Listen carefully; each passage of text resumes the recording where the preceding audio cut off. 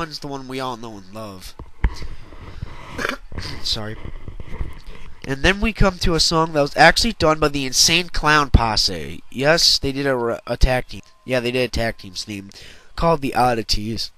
As a tag team, the Oddities are completely forgettable, but the theme's not bad. Then it comes to the D-Generation X theme, which is, like I said, similar to the anthology version, but this one's a little bit extended. Pretty darn good overall.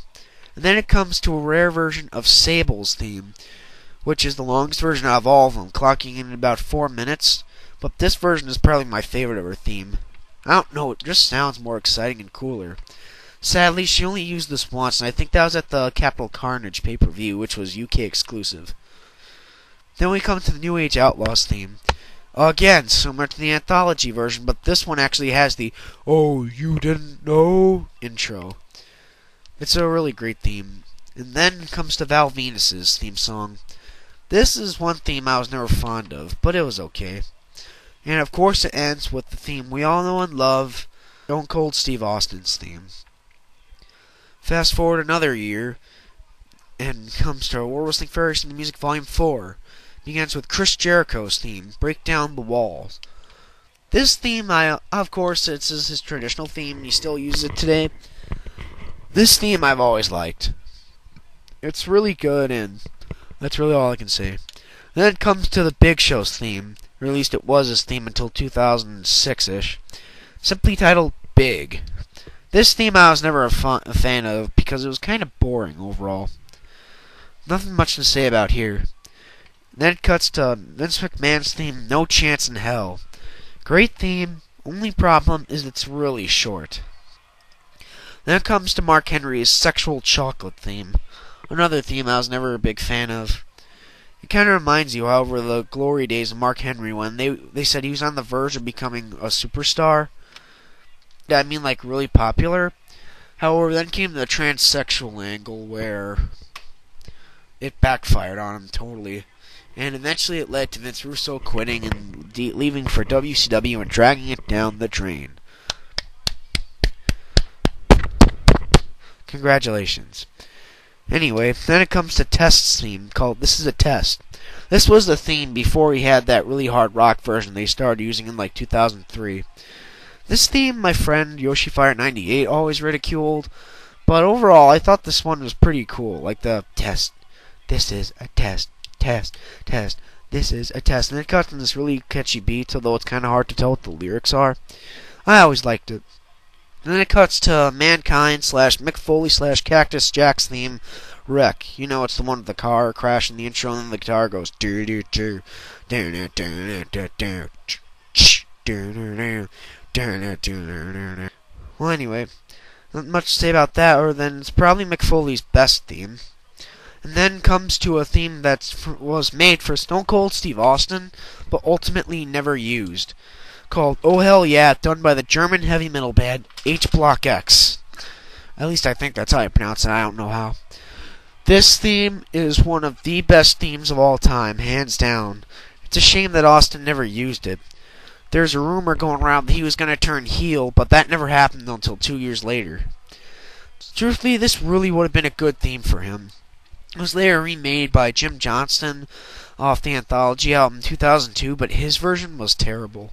This version is really good. If you can find the song on YouTube, I recommend you listen to it. The band is spelled H-BOLCX. That's how the band's name is spelled. And it's a really awesome theme. Up next, we got Danger at the Door, which is good old D'Lo Brown's theme. Another great theme that I always liked. Not much to say there. Then it comes to Blood Brother, Christian's first solo theme. Really awesome. However, he didn't use it that often because around this time he started teaming with Edge. And they started using the You Think You Know Me theme. So Christian never really got to use this theme that much. So it's kind of a pity because it was really awesome. Then there's Ass Man, the theme of Mr. Ass. It's really a funny theme. There's nothing much to say about it. Then there's Ministry, theme of The Undertaker. Really similar to the theme on Volume 3. However, this one's a little bit longer and a little bit boring. There are So it's a little bit at a slightly slower pace, minus electric guitar, and it has Undertaker speaking really weird stuff at various parts. Not that great.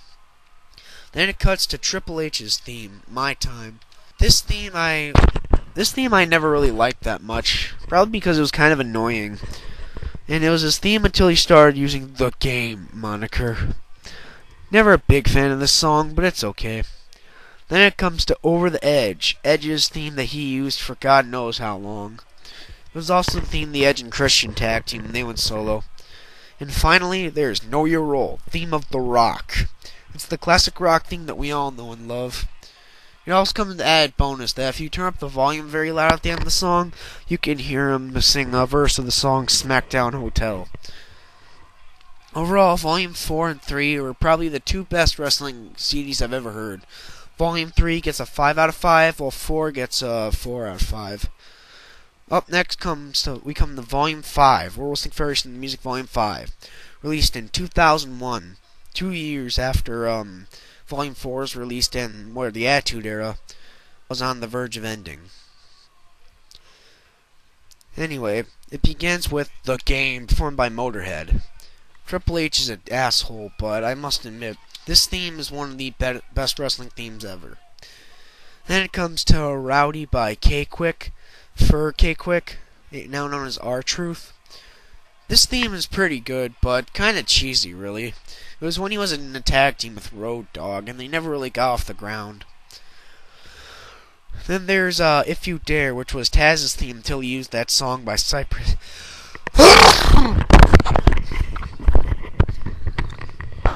Sorry, I sneezed there. And If You Dare was the theme that Taz used until he started using that song that Cypress Hill did in 2002. Then there's It Just Feels Right, which was Lita's theme, which is pretty good. It was her theme before she started using Love Fury, Passion Energy by Boyhead's Car. And truthfully, I think this is a better theme. Then it comes to Out of the Fire, Kane's theme for a few years. It's pretty much just a remix of his earlier theme, but it sounds a little bit better in my opinion. Then there's Latino Heat, which was Eddie Guerrero's theme until 2003-ish. You know, the one with the Latino Heat intro. Really catchy, pretty good, but I don't know. Something about this theme I don't like.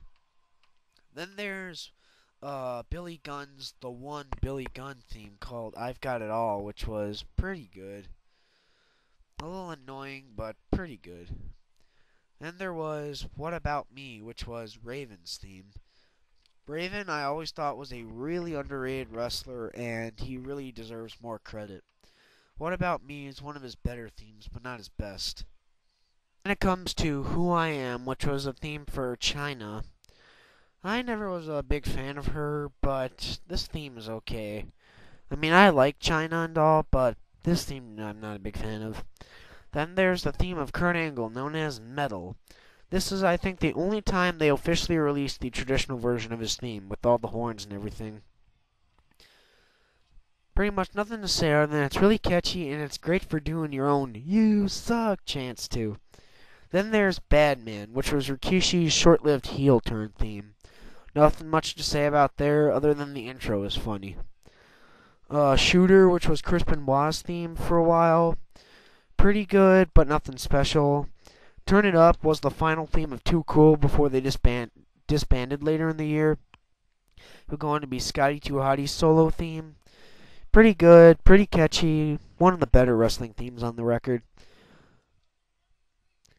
And to round it up, there's a song that The Rock actually performs called Pie.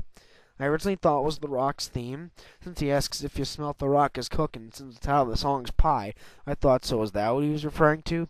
No, it's actually just an ode to the pastry itself, pie. Overall, it's okay. It's kind of funny if you're a fan of The Rock, but it's also really crappy. Or I shouldn't say crappy. It's not crappy, it's cheesy. Overall, Volume 5 is good, but a little cheesy. I'd give it a 3.5 out of 5. So, okay, this is my review on World Wrestling Federation, the Music's Volumes 2, 3, 4, and 5. I'm not going to review Volumes 6, 7, 8, and 9 because they're too recent. And sorry about the sound issue here. I'm having trouble with my microphone. Well, I will do a WrestleMania 25 review, and that's all for now, guys. This is Rock Warrior 97 signing out, and I'll see ya later. Rock on! And by the way, I would like to dedicate this episode to Andrew Martin, also known as the Pro Wrestler Test. They just found him dead this yesterday morning in his house. They don't know what he died of, but Test, this episode's for you, man.